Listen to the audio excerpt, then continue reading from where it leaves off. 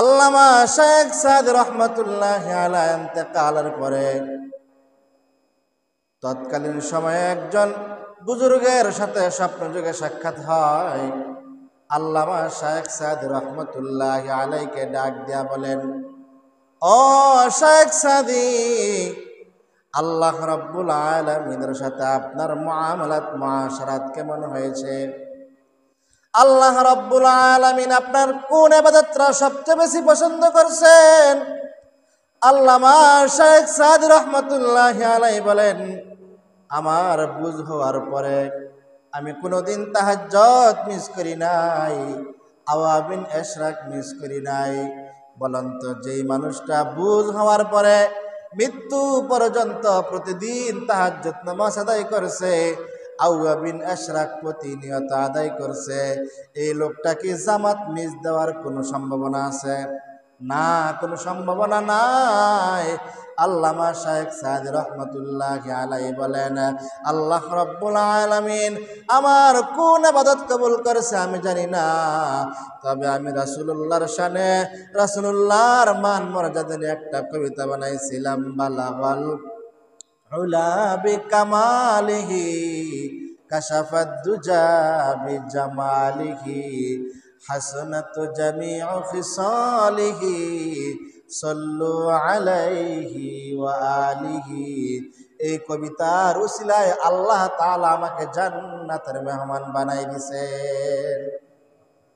ভাইয়েরা আমার, আপনাদের সামনে যে আয়াতখানা তেলাওয়াত করেছি, আল্লাহ রাব্বুল আলামিন এই আয়াতের মধ্যে বলেন, মানুষের হক হলো দুই ধরনের।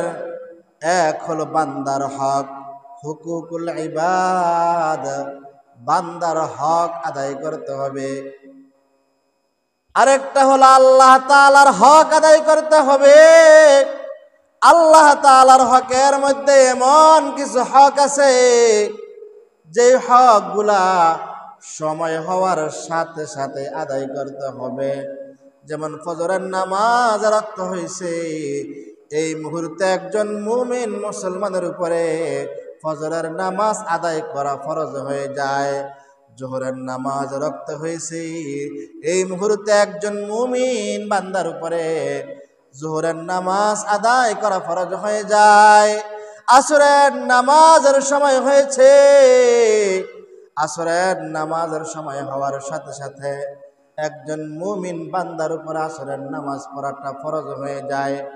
মাগরিবের নামাজ রক্ত হয়েছে, মাগরিবের নামাজ রক্তের সাথে সাথে এরকম ভাবে মুমিন মুসলমানের উপরে ওই মাগরিবের নামাজ পড়াটা ফরজ হয়ে যায়। এটা হলো আল্লাহ তাআলার হক।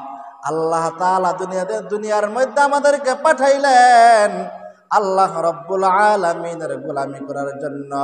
তবে আল্লাহ রাব্বুল আলামিন এই আয়াতের মধ্যে আল্লাহ তাআলার হকের চাইতে বান্দার হকের বেশি প্রাধান্য দিয়েছেন। জোরে বলেন না সুবহানাল্লাহ। আল্লাহ তাআলার হকের চাইতে বান্দার হকের ব্যাপারে প্রাধান্য দিয়েছেন। হাদিসের ইবারতে এমনই বুঝায়, আপনার বিবি ঘরের মধ্যে সমস্যা আছে, এশারের নামাজের সময় হয়েছে, যদি আপনি আপনার বিবির সাথে এই মুহূর্তে ঘরের মধ্যে না থাকেন, আপনার বিবির বিপদ ঘটতে পারে, আপনার বিবির ইজ্জতের উপরে হামলা হতে পারে, অথবা শারীরিক কোনো অসুস্থতার কারণে আপনি যদি আপনার বিবির কাছ থেকে চলে আসেন, তাহলে আপনার বিবির মরণাপন্ন অবস্থায় হতে পারে। সুতরাং এশারের নামাজ একটু পরেও পড়া যাবে। ওই সময়ে আল্লাহ রাব্বুল আলামিন বলেন, বান্দা আমার হুকুমটা তুমি একটু পরে পালন করো, আগে আমার বান্দার হক তুমি আদায় করো। জোরে বলেন সুবহানাল্লাহ। বান্দার হকের ব্যাপারে আল্লাহ তাআলা নিজের হক ছেড়ে দিয়েছেন, যে বান্দার হক পরিপূর্ণভাবে আদায় করতে হবে।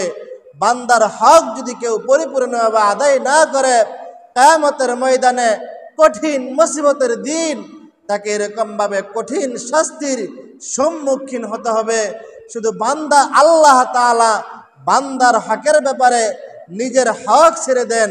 আল্লাহ তাআলার হাবিব বান্দার হকের ব্যাপারে নিজের হক ছেড়ে দেন। যেমন হাদিসের মধ্যে আসছে, ওয়াইসুল করনি নামক একজন পাগল ছিল, আল্লাহ তাআলার হাবিবকে অনেক মহব্বত করত। আল্লাহর রাসূল সাল্লাল্লাহু আলাইহি সাল্লাতু ওয়াসসালাম দুনিয়ায় জিন্দা থাকা অবস্থায় কেউ যদি ইসলাম ধর্ম গ্রহণ করত, মুমিন মুত্তাকি পরহেজগারের পরিচয় দিতে হয়, তাহলে ওই মুমিনের উপরে ওয়াজিব হলো আল্লাহর নবীর সাথে সাক্ষাৎ করা, আল্লাহর নবীর সাথে মুলাকাত করা, আল্লাহর নবীর সাথে দেখা করা। ওয়াইসুল করনি ওনার মা অসুস্থ অবস্থায় ছিল। ওয়াইসুল করনি চিঠির মধ্যে লেখছে, ও আল্লাহর হাবিব, আমার তো মনে চায় আমি আপনার সাথে সাক্ষাৎ করি গো নবী, কিন্তু আমার মায়ের অবস্থা খুবই খারাপ। আমি যদি আমার মায়ের খেদমত চাইরা আপনার সাথে সাক্ষাৎ করতে যাই, তাহলে আমার মায়ের অনেক সমস্যা হয়ে যাবে। আল্লাহর পয়গম্বর ডাক দিয়া বলেন, ও ওয়াইসুল করনি, না না, তুমি আমার সাক্ষাতের চাইতে, আমার সাথে সাক্ষাতের চাইতে তুমি তোমার মায়ের খেদমত করা অনেক উত্তম। করে বলেন সুবহানাল্লাহ।